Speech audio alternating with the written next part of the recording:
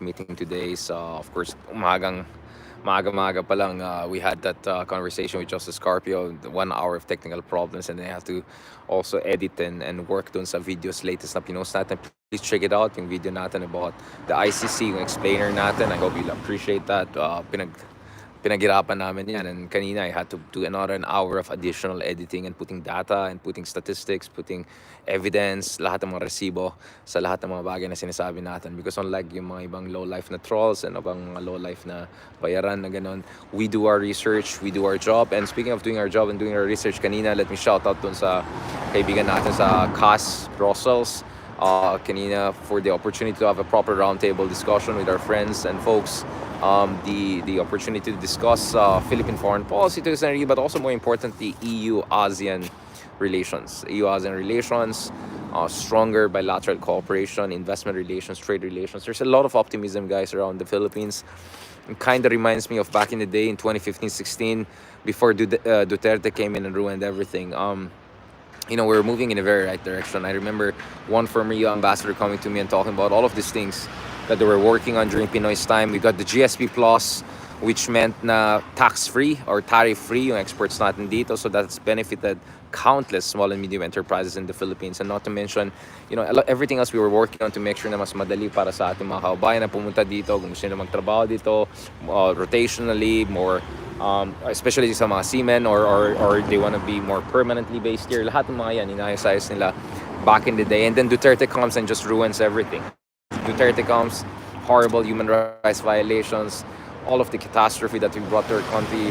Napapahiya tayo sa mga kung ano-anong pinaggagawa niya. Minumura niya yung mga EU leaders, tinitreaten sila. When in fact, napaka-ingrata ni Digong. I mean, last time I checked, unlike his boss China, how much grant yung binigyan ng China? When I say grant, hindi yung loan na may interest rate na mataas, which China tends to do. I'm talking about grants, like really just helping Filipinos, whether it's in development projects in Mindanao, whether it's capacity building in civil society, whether it's strengthening transparency and accountability to the Department of Finance and other things.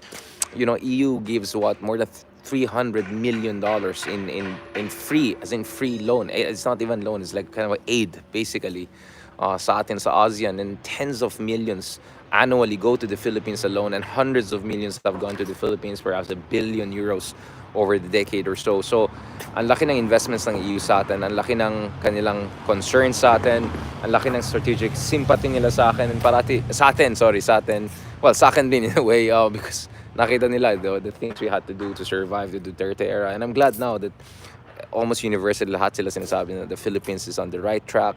The Philippines is doing the right thing. Na pagdating sa Pilipinas, their domestic politics is moving in the right direction. They appreciate the fact na bumaba na yung mga EJKs, bumaba yung mga human rights violations. They appreciate the fact that there's more democratic space. They appreciate the fact na lahat ng mga mumbo-jumbo cases laban kay Leila de Lima, Senator de Lima, yung mga trump-up charges kay Maria Ressa, all of this nonsense back in the day, wala na yan. Now, unfortunately, of course, andun pa rin yung issue ng disinformation, andun pa rin yung lahat ng mga kawalang-hiyan ng ginawa ng mga DDS sa atin over the past years, decade. Not only yung ginawa natin ng bruwaha sa HDI na finake nila na they took things out of context to character assassinate. That not only that, I mean, they've been doing this for a decade. So, ibang kaibigan natin na ngayon lang medyo umeksana na gusto nila mag-cyber life, go ahead. But for a lot of us, we have been dealing with this for a decade. Really horrible times, especially when Duterte people are in power. So, every time in Brussels, it brings back those memories. When I was here, we would be asked about the human rights situation, the catastrophe, EJKs, about Duterte's threats to EU, lahat ng mga kabastusan, all of the trolling, nonsense, right? And now, I'm not sold on BBM. I'm not very impressed with the BBM administration. Marami silang kakulangan, hindi ko sila binoto. I've been always very clear, unlike yung mga hipokrito ng mga DDS, I've been actually clear about the horrific legacy of the Marcos dictatorship, all of the budol, golden era, ek nila. I was always critical of that, unlike yung mga DDS. So conveniently, were very supportive of Marcos when they were in charge, and as soon as they realized that they're not going to be fully in power, they started bashing Marcos, and next thing you know, bayani na sila, Ninoy na sila, people power na sila. Hypocrites, pathetic.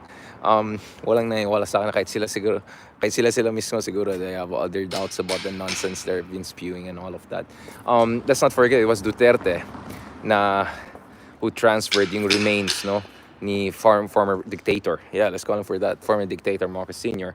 dun sa libingan ng mga bayani. We oppose that very clearly. We oppose every single thing that Duterte was doing back in the day that made Amy Marcos is beshi. So much so that Amy Marcos is bashing her own brother, leaving her own brother's allianza, openly attacking her own brother's policies, all in the name of, I don't know, utang na loob niya kay Duterte because of yung ginagawa ni Duterte sa bangkay ni Marcos Sr. back in the day. And then now, of course, things are so crazy.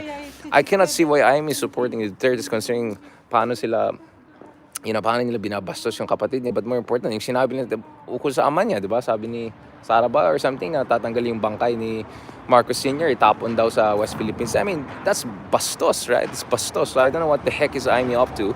Anyways, almost certain na matatalo si Amy anyway. Way outside even top 15 or 16 na yan down the road. Good luck na lang sa kanya.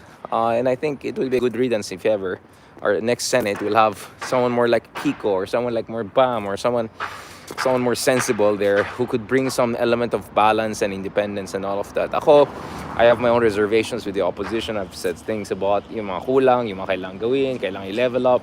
But again, I think there's no question that a Senate will be much better if you have fewer clowns or fewer types like Amy and you have more people like Rizon Tiveros, absolutely. And of course, even Kiko and Bam and all, and hopefully this time they'll be more proactive, they're more decisive, more dynamic than what they have been in the past kasi wala na eh. We're in a completely new era. We need to really level up. Marami kailangan gawin. But anyways, what makes me happy is that at least internationally, mas magandang tingin sa atin. And that matters because that means they're more invested in more free trade agreements with us. They're more investment in more defense cooperation with us. So yun po yung ginagawa natin dito sa Brussels, talking to officials, talking to ambassadors, talking to our own people here, talking to also top experts among others, people who know what's going on here, people who are interested in stronger Philippine-ASEAN relations, and people who actually also understand, may sympathy sila, may simpatya sila dun sa pinagdaanan natin over the past decade, basically. That wild transition from Aquino to Duterte and now kind of a more mild, moderate version of a Marcos, right?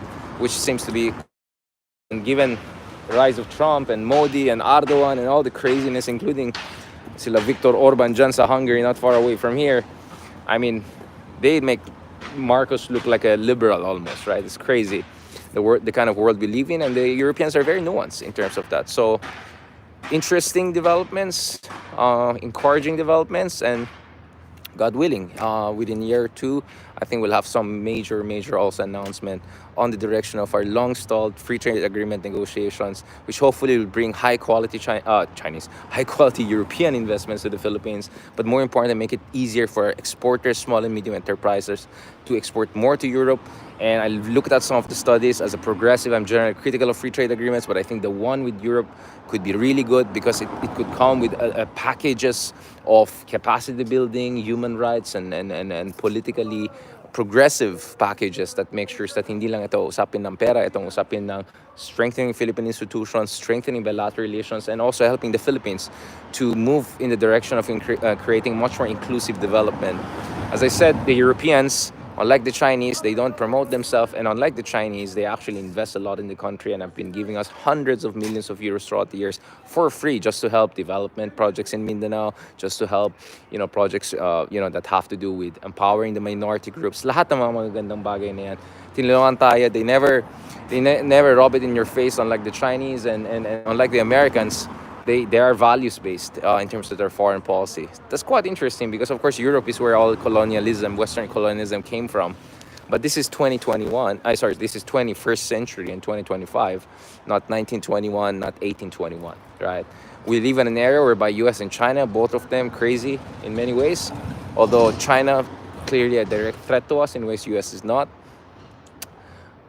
And having said that, it really makes sense for us to have stronger relationship with the Europeans, because I think we may not be in the same boat, but we're in the same lake.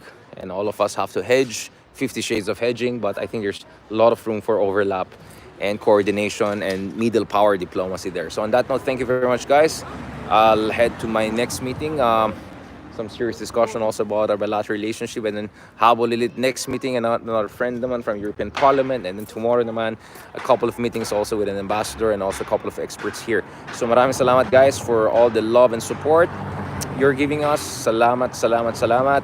And please don't forget to follow us dito sa YouTube vlogs ni Richard Darren Vlogs. At the price of a single espresso, you can be part of our little community and show your support for what we're doing here. As you know, I'm using my own money, traveling around here. This time kasi walang invitation from a specific institution. So this is taos puso talaga. And usually when I travel abroad is, I'm invited to an event. And then during that event, on the sides, I extend, etc. Ilocano style, so I maximize things. Not to mention, give our body time to recover when you have like 2 days of travel, etc. But this time talaga taos puso yan because I had to be there and I had to know the facts on the ground. And thank God I have all the connections and all, so I can get to know about things, including minutiae logistics issue, including, wait, nandyan ba si Harry? Nandyan ba si Harry? Baka nandyan sa constructions na. Hindi natin nahanap si Harry, pero alam natin saan si Harry.